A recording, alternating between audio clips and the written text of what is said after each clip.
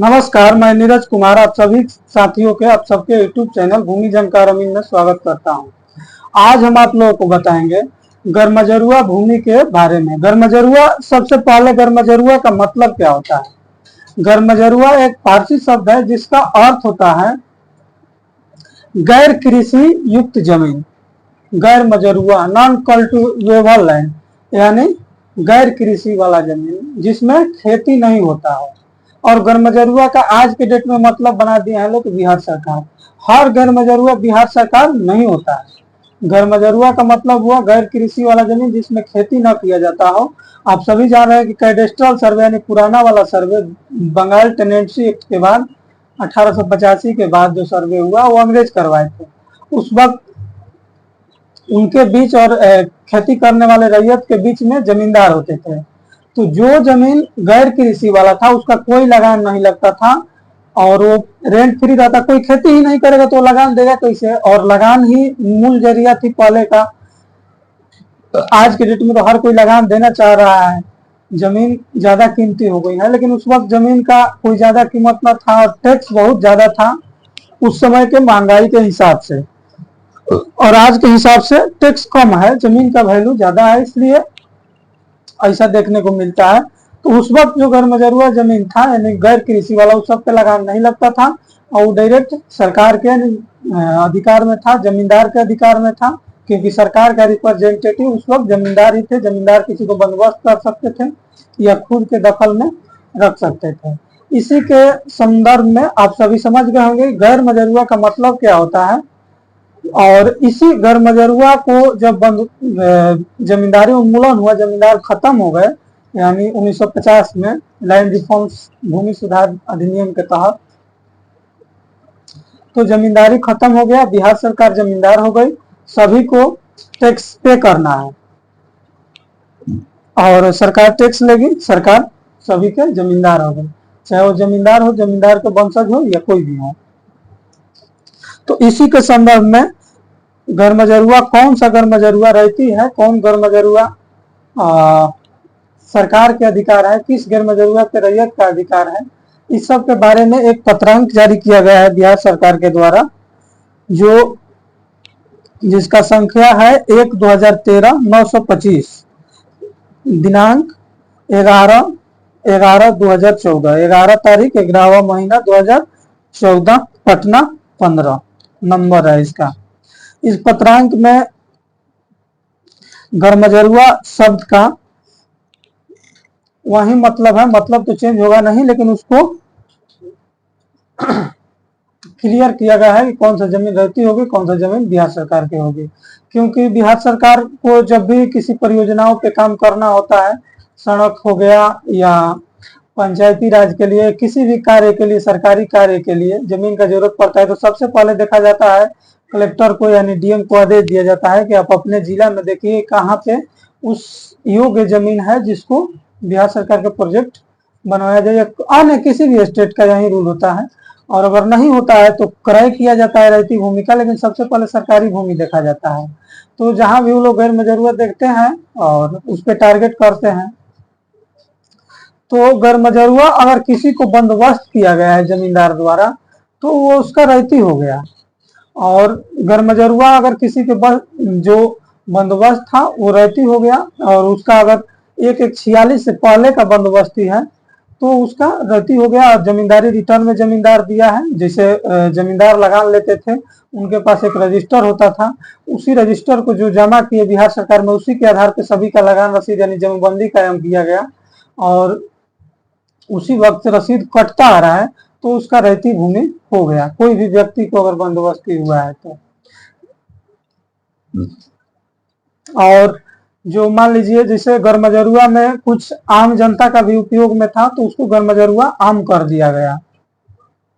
अब हालांकि बिहार सरकार सर्व साधारण लिखा रहता है खतियान में, अब के जो रिविजनल सर्वे हो गया है जहाँ पे, हालांकि पुराना वाला में कैडेस्ट्रल सर्वे में वही लिखा रहेगा गर्मजरुआ।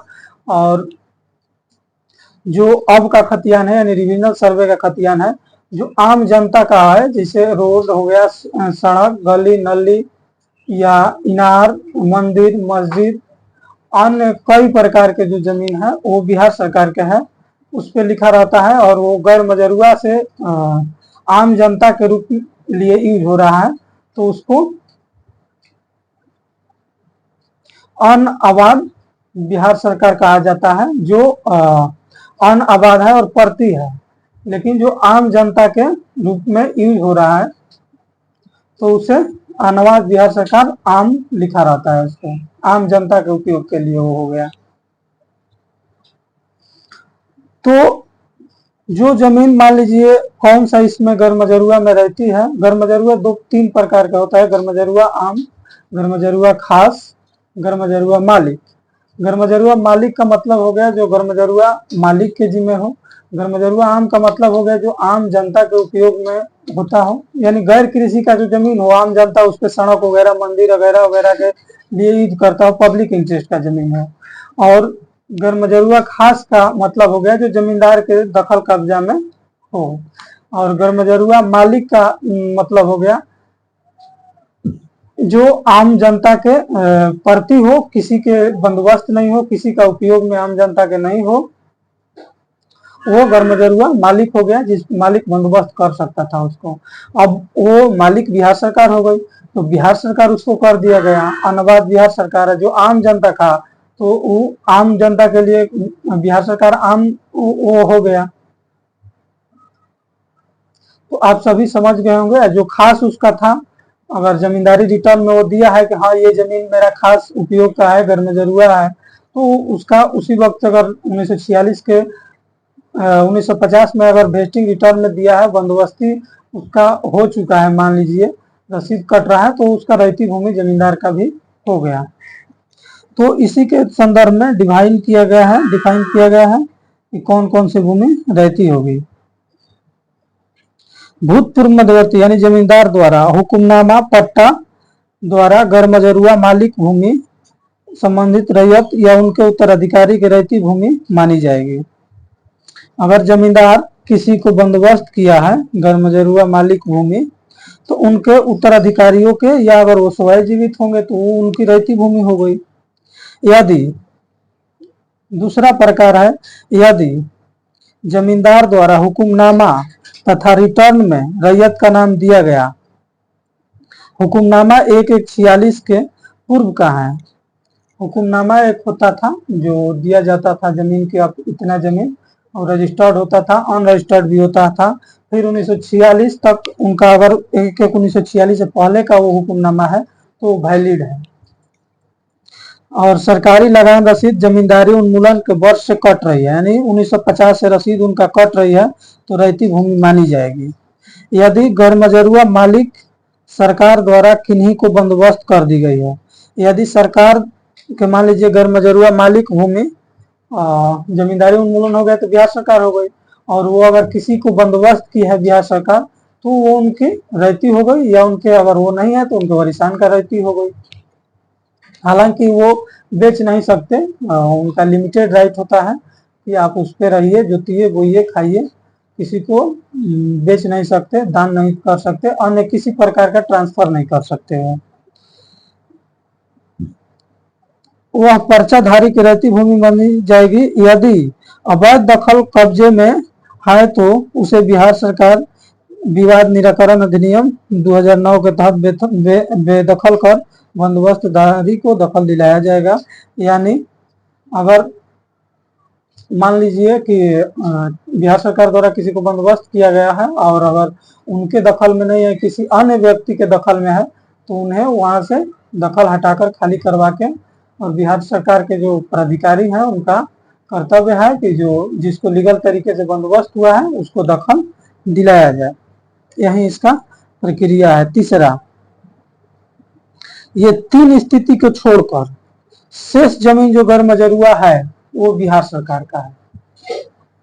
तीन स्थिति में हो गया, पहला भूतपूर्व मध्यवर्ती यानी जमींदार द्वारा किसी को गैरमजरूआ मालिक भूमि रैयत उनके उत्तराधिकारियों को मानी जाएगी अगर बंदोबस्त किया गया हो। दूसरा, सादा हुक्मनामा भी मान्य है, लेकिन रिटर्न में दिया होना चाहिए। जमींदारी उन्मूलन में भी रहना चाहिए रिटर्न में, और जमींदारी उन्मूलन से रसीद कट रही हो तो उनका रहती भूमि वो भी मान ली जाएगी। और अगर बिहार सरकार द्वारा किसी को बंदोबस्त किया गया हो 1950 के बाद तो उनका रहती भूमि मानी जाएगी।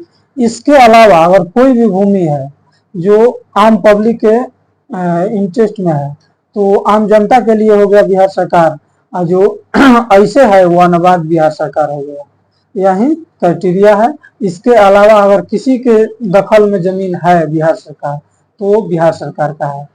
अगर इस तरीके से आपका किसी जमीन पे राइट है तो आपका रहती है, नहीं तो बिहार सरकार है। हाँ, एक और तरीका है एडवर्स पोजीशन, जिसके बारे में मैं अगला वीडियो में बताऊंगा कि एडवर्स पोजीशन में किस तरीके का राइट मिलता है किस किस रैयत को, जिसपे 12 साल का दखल का और 30 साल का दखल का क्लियरिटी डिफाइन किया गया। वो सब विस्तृत बताऊंगा क्या क्या होता है उसमें। और चैनल को सब्सक्राइब करें, वीडियो को लाइक करें, शेयर करें।